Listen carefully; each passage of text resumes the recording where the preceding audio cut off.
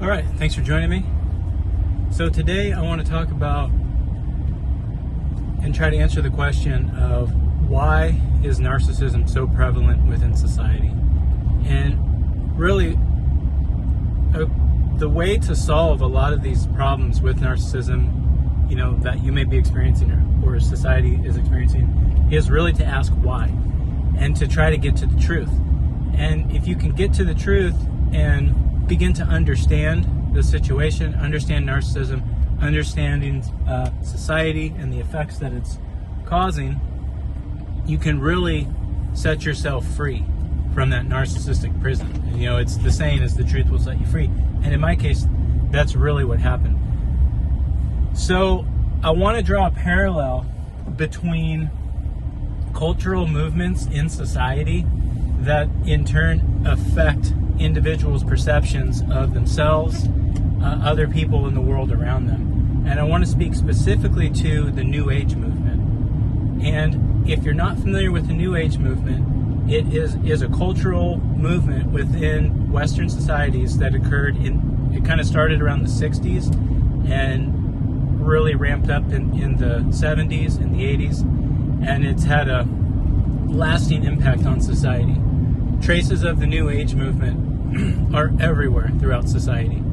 Examples of this are like meditation and yoga and alternative medicines, things like this. So the New Age movement really was an introduction of new ideas stemming from like Eastern philosophies and other cultures. And it combined that with like mysticism and occultism and even from a spiritual side, Satanism. And so it kind of combined all these different new ways of thinking where they were new to Western society and individuals in Western cultures. It was this hodgepodge of these like new ideas and new ways to live and new ways to think about life. And they were heavily pushed on society. They were pushed from everyone. You have the media, you have the UN. The UN was really pushing a lot of the New Age stuff on Western societies. You had movie stars and musicians and a general, financed, heavily organized support of pushing the New Age movement on society. And so I have grown up in the New Age. I am a byproduct of the New Age way of thinking. So I grew up on the West Coast in Oregon, and a lot of the New Age movement philosophies were introduced in California, in San Francisco and Los Angeles, and those were kind of the hotbeds of where these ideas were introduced, and then they kind of went out from there. On the East Coast, it was New York, but the East Coast it's a tougher nut to crack, I think, psychologically and morally, because it's such an old way of life there. The thing about the West Coast, it's a really new way of life. I mean, it was settled in the 1800s. So a lot of our historical stuff around here is, 1850, which isn't really that old. So anyway, my parents are both products of the New Age cultural revolution. They both grew up in the 50s and the 60s. They both migrated from the East Coast out to San Francisco, California, and were a part of the epicenter of these movements. And then in the 70s, they moved up to Oregon, and they were a part of communes. And communes were these places that, hippies, byproducts of this New Age cultural movement, they want to get out of the city and back to the land. And so my uncle and my mom both started a big commune around here, and in the 70s, where a bunch of people built cabins and lived on the land and wanted a better life and to get back to the land. Interesting thing is, my mom is a raging narcissist, and my uncle is a raging narcissist too. And so what I want to explain and draw the parallel to is these ideas that the New Age imprinted on, is essentially the baby boomer population, and then how those how that way of life trickled down to my generation, the millennials, and now the effects that we're seeing. So some of the big tenets of the New Age it has to do with the concept of time, of really living in the moment, and really the past doesn't matter, the future doesn't matter. When you boil it down, it really has to do with being present in the moment. That's a big philosophy. Another one is it's very self-centered. It's all about you and your experience and how you perceive your experience. And your perception is basically yourself, other people in the world. And then it really challenges the moral concepts of good and bad, of good and evil. And what it does is it really says everything is okay. There's no concept of good and bad. And so what ends up happening is people then develop these ideas and philosophies and morals based around this New Age philosophy. And from my experience in growing up in the New Age and being a part of these cultural events, there's a lot of large gatherings with people in the New Age. And so as a child and a young adult attending these gatherings and observing the types of behavior and the people that are participating in this behavior, several things stood out to me that are crazy. Number one, a lot of pedos are drawn to this New Age movement. The commune that my uncle and my mom had started, they had a school there, and it was infiltrated by a pedo. So I observed a lot of weird behavior, especially with people being attracted to children in these gatherings. That was strange. The other thing was a lot of drug use. The New Age pushed drug use really heavy, like LSD, psychedelics, marijuana, all even the heavy drugs, the whole thing. Drug use is synonymous with the New Age. There are literal cults that are built around the consumption and use of drugs. And even in my area, there's two really big ones. There's the Peyote Church, which is where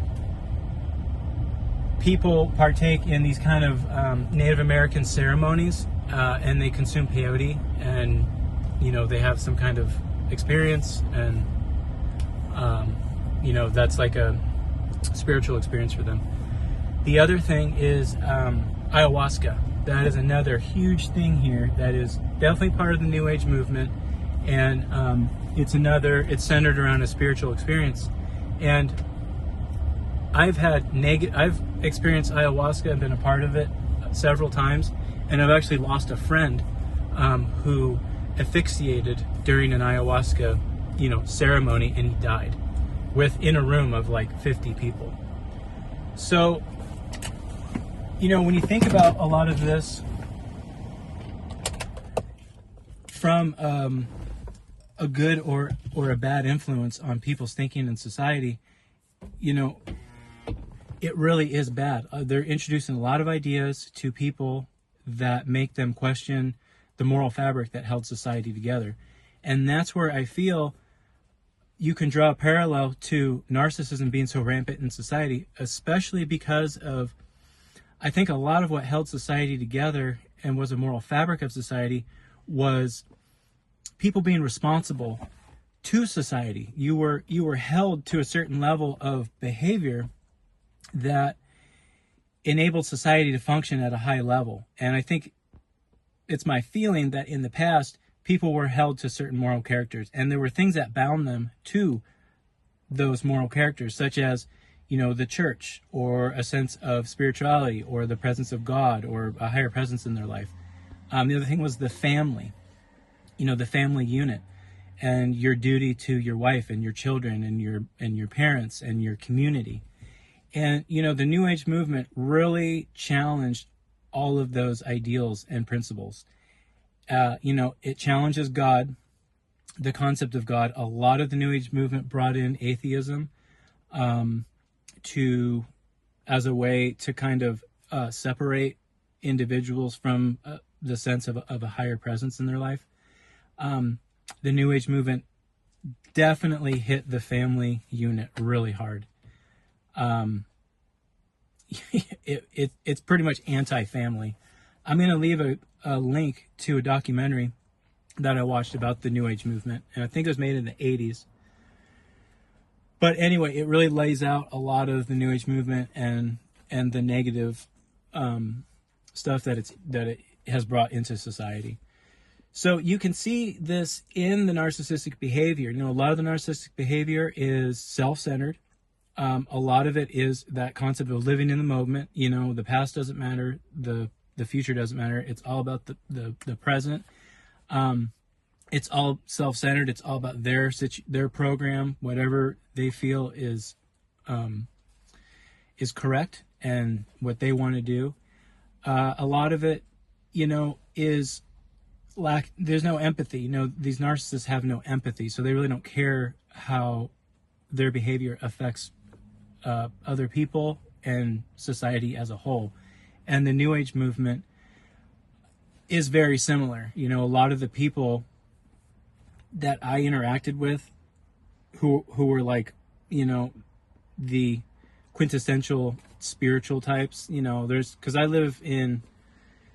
I live in Oregon, there's like these little enclaves of these spiritual communities, and you go to these places and they're full of narcissists, and everyone is super shallow, all self-centered, very egotistical, and they have no concept of themselves or who they even are. And so they take on these personas of being these spiritual people. You know, they wear hemp clothing, and they, you know, they'll have dreads, or they'll have a giant crystal necklace, or, you know, they'll walk around with a stick with a crystal on it, you know, or they're healers. You know, everyone's a healer. They want to do some healing.